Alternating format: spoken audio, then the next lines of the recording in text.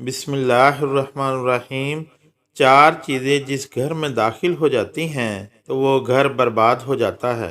محترم ناظرین، فرمایا گیا ہے کہ یہ چار اعمال ایسے ذلت امیز ہیں کہ ان کو اپنانے والا نہ صرف خود اللہ کے غضب کا مستحق ہوتا ہے بلکہ وہ جس گھر میں رہتا ہے اس گھر پر بھی اللہ کا غضب نازل ہوتا ہے۔ رحمت کے فرشتے اس گھر میں داخل نہیں ہوتے۔ نمبر ایک، جس کو سب سے بڑا گناہ کہا گیا ہے یہ زنا ہے۔ اللہ تبارک و تعالیٰ ارشاد فرماتا ہے اور زنا کے قریب بھی نہ جاؤ۔ اس کے علاوہ ایک دوسرے مقام پر اللہ ارشاد فرماتا ہے بے حیائی کے کاموں کے قریب بھی نہ بھٹکو، وہ بے حیائی کھلی ہو یا چھپی۔ اسلام دنیا کا واحد ایسا مذہب ہے کہ اس نے زنا کی حرمت کے ساتھ ساتھ جو چیزیں زنا کی طرف ابھارنے والی ہیں اسلام نے ان کے قریب جانے سے بھی منع فرما دیا۔ چنانچہ مذکورہ آیت کی روح سے نامحرم کو دیکھنا، باتیں کرنا یا سننا یا اس کی جانب چل کر جانا، ملاقات کرنا، چھونا یا بوس و کنار کرنا، یہ سب حرام اور ناجائز ہیں کیونکہ یہ سب زنا کے اسباب ہیں، لہذا ان سے بچنا نہایت ہی ضروری ہے۔ احادیث مبارکہ میں ان سب کو بھی زنا ہی قرار دیا گیا ہے۔ حضرت حسم بن مالک تائی نبی کریم صلی اللہ علیہ وآلہ وسلم کا ارشاد نقل کرتے ہیں کہ اللہ تعالیٰ کی ذات کے ساتھ کسی کو شریک ٹھہرانے کے بعد کوئی گناہ زنا سے بڑا نہیں کہ کوئی شخص اپنے نطفے کو اس رحم میں رکھے جو اس کے لیے حلال نہیں۔ دنیا اور آخرت میں زنا کے 6 بڑے نقصانات ہیں۔ حضرت حذیفہ بن یمان سے مروی ہے کہ نبی کریم صلی اللہ علیہ وآلہ وسلم نے ارشاد فرمایا اے مسلمانوں، زنا سے بچو، اس لیے کہ اس میں 6 نقصانات ہیں، 3 دنیا میں اور 3 آخرت میں۔ دنیا کے 3 نقصانات یہ ہیں، نمبر 1، زنا کرنے والے کے چہرے کی رونق ختم ہو جاتی ہے۔ نمبر 2، مسلسل غربت رہتی ہے۔ نمبر 3، عمر کا کم ہو جانا۔ آخرت میں پیش آنے والے 3 چیزیں یہ ہیں، نمبر 1، اللہ کی ناراضگی، نمبر 2، برا حساب و کتاب، نمبر 3، دوزخ کی آگ میں ہمیشہ رہنا۔ ایک دوسرے مقام پر نبی کریم صلی اللہ علیہ وآلہ وسلم نے ارشاد فرمایا تم لوگ ضرور اپنی نگاہوں کی حفاظت کرو اور اپنے چہرے کو سیدھا رکھو ورنہ تمہارے چہروں کو بے نور کر دیا جائے گا۔ زنا سے فقر و فقہ اور مسکنت پیدا ہوتی ہے۔ حضرت عبداللہ بن عمر رضی اللہ تعالیٰ عنہ سے مروی ہے کہ آقا صلی اللہ علیہ وآلہ وسلم نے ارشاد فرمایا جب حکمران ظلم کریں تو آسمان سوکھ جاتا ہے، جب زکوٰۃ روک لی جائے تو مویشی ہلاک ہو جاتے ہیں، جب زناکاری پھیل جائے تو فقر و فقہ اور مسکنت عام ہو جاتی ہے، اور جب ذمے توڑے جانے لگیں تو کافروں کو غلبہ دیا جاتا ہے۔ حضرت عبداللہ بن عمر رضی اللہ تعالیٰ عنہ حضور صلی اللہ علیہ وآلہ وسلم کا یہ ارشاد نقل کرتے ہیں کہ زنا فقر کے پیدا ہونے کا سبب ہے۔ اس حدیث کی روشنی میں یہ بات سامنے آئی کہ جو لوگ دنیا میں زنا کرتے ہیں تو اللہ تبارک و تعالیٰ ان کی روزی کو روک لیتا ہے اور فقر و فاقہ میں مبتلا فرما دیتا ہے۔ حضرت کعب رضی اللہ تعالیٰ عنہ سے موقوفاً مروی ہے جب تم دیکھو کہ بارش کا قحط پڑ گیا تو سمجھ لو کہ لوگوں کی جانب سے زکوٰۃ روک لی گئی، اور جب تم دیکھو کہ تلواریں برہنہ ہو گئیں تو سمجھ لو کہ اللہ کا حکم ضائع کر دیا گیا، جس کی وجہ سے لوگ ایک دوسرے سے خود ہی انتقام لینے لگے ہیں، اور جب تم دیکھو کہ وبائی امراض ظاہر ہونے لگے ہیں تو جان لو کہ زنا کاری عام ہو گئی ہے۔ اور ایک دوسری حدیث میں ہے کہ جس قوم میں فحاشی اس قدر ظاہر ہو جائے کہ لوگ کھلم کھلا بے حیائی کے کام کرنے لگیں تو اس میں طاعون پھیل جاتا ہے، زنا کی وجہ سے دعائیں قبول نہیں ہوتی۔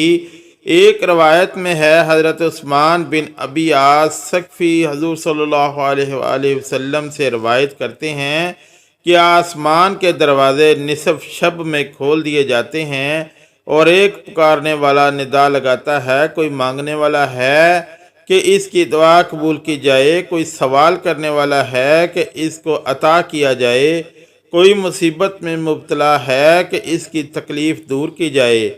پس جو مسلمان اس وقت دعا کرتا ہے اس کی دعا قبول ہو جاتی ہے سوائے زناح کی کوشش کرنے والے کے اور جبراً ٹیکس وصول کرنے والے کے۔ محترم ناظرین، 4 اعمال جو گھروں کو تباہ و برباد کر دیتے ہیں، ان میں پہلے نمبر پر زنا ہے، جبکہ دوسرے نمبر پر شراب نوشی کو ایسا گناہ کہا جاتا ہے جس کے سبب گھروں کے گھر اجڑ جاتے ہیں۔ شراب انسان کے لیے دین و دنیا دونوں اعتبار سے نقصان دہ ہے۔ دینی نقصان تو یہ ہے کہ وہ اللہ تعالیٰ کی ناراضگی کو خرید کر اپنی آخرت برباد کر لیتا ہے۔ دینوی نقصان یہ ہے کہ مختلف قسم کی مہلک بیماریاں لاحق ہو جاتی ہیں جو ہلاکت کا سبب بنتی ہے۔ لاکھوں عورتیں شرابی شوہر کے ظلم و ستم کا نشانہ بنتی ہیں۔ شراب پینے والا بے مروت ہو جاتا ہے، سماج اور معاشرے کے لیے درد سر بن جاتا ہے۔ بس اتنا سمجھ لیں کہ شراب میں ہر طرف سے تباہی اور بربادی ہے، مال کی بھی اور جان کی بھی۔ تیسرے نمبر پر چوری ہے۔ چوری گناہ کبیرہ ہے اور چور کے لیے شریعت میں سخت وعیدیں ہیں۔ چنانچہ ابو ہریرہ رضی اللہ تعالیٰ عنہ سے روایت ہے، رسول اللہ صلی اللہ علیہ وآلہ وسلم نے فرمایا، چور چوری کرتے وقت مومن نہیں رہتا۔ انہی سے روایت ہے، رسول اللہ صلی اللہ علیہ وآلہ وسلم نے فرمایا، اگر اس نے ایسا کیا یعنی چوری کی تو بے شک اس نے اسلام کا پٹا اپنی گردن سے اتار دیا۔ اس عمل کے دینوی نقصانات کے ساتھ ہی ساتھ دنیاوی نقصانات یہ ہیں کہ جو شخص اس غلیظ عادت میں مبتلا ہو تو اس کو بھی دلی سکون حاصل نہیں ہوتا۔ ہر وقت پریشانی ایسے شخص کا مقدر بن جاتی ہے جس گھر میں چوری کا مال یعنی حرام کا مال آنے لگے تو اس گھر میں کبھی اللہ کی برکت شامل نہیں ہوتی اور رحمت کے فرشتے اس گھر سے دور رہتے ہیں۔ یہی وجہ ہے کہ ایسا گھر شیطان کے زیر اثر رہتا ہے اور تباہی اور بربادی ایسے گھر کا مقدر ہو جاتی ہے۔ نمبر 4، خیانت۔ حضرت عبداللہ بن عباس رضی اللہ تعالیٰ عنہ فرماتے ہیں، جس قوم میں خیانت ظاہر ہوتی ہے ان کے دلوں میں رعب ڈال دیا جاتا ہے۔ جس قوم میں زنا عام ہو جاتا ہے اس قوم کے لوگ بکثرت مرنے لگتے ہیں۔ جو قوم ناپ تول میں کمی کرتی ہے اس کے رزق میں برکت ختم کر دی جاتی ہے۔ جو قوم حق کو چھوڑ کر فیصلہ کرتی ہے ان میں خون ریزی عام ہو جاتی ہے۔ جو قوم عہد شکنی کرتی ہے اللہ تعالیٰ ان پر دشمن کو مسلط کر دیتا ہے۔ دنیا میں بہت سارے لوگ بے ایمانی، بددیانتی اور دھوکہ دہی کے باوجود فقر و افلاس اور بے چینی اور بد امنی کی زندگی گزارنے پر مجبور ہوتے ہیں، کیونکہ ایک طرف تو وہ غلط طریقوں سے ڈنڈی مار مار کر مال و زر اکٹھا کرتے ہیں، مگر دوسری طرف وہ اور ان کے اہل و عیال مختلف مہلک امراض کا شکار ہو جاتے ہیں جن کے علاج و معالجہ کے لیے پانی کی طرح دولت لٹانا پڑتی ہے۔ کبھی قدرتی آفات ان کی جائیدادوں کو گھیر لیتی ہیں جس کی وجہ سے ان کی جائیدادیں تباہ و برباد ہو جاتی ہیں، یا ان کے نوکر چاکر ان کی تجارتوں میں گھپلے کرتے ہیں۔ جتنا وہ ناجائز ذرائع سے کماتے ہیں اس سے زیادہ وہ کھاتے ہیں۔ اس کے علاوہ دنیا کا دستور ہے کہ جب رعایا خیانت، بددیانتی، ناپ تول میں کمی جیسے امراض میں ملوث ہوتی ہے تو ان کی شامت اعمال کے نتیجے میں ان پر مکار، دغاباز، خائن، بدعنوان حکمرانوں کو مسلط کر دیا جاتا ہے جو اپنے دور اقتدار میں خوب خزانوں میں لوٹ کھسوٹ کرتے ہیں اور رعایا کے مصالح حوائج کو نظر انداز کر دیتے ہیں۔ اللہ عز و جل سے دعا ہے کہ ہمارے گھروں کو ایسے تمام اعمال سے محفوظ فرمائے جن کے سبب اللہ کا غضب اور قہر نازل ہوتا ہے۔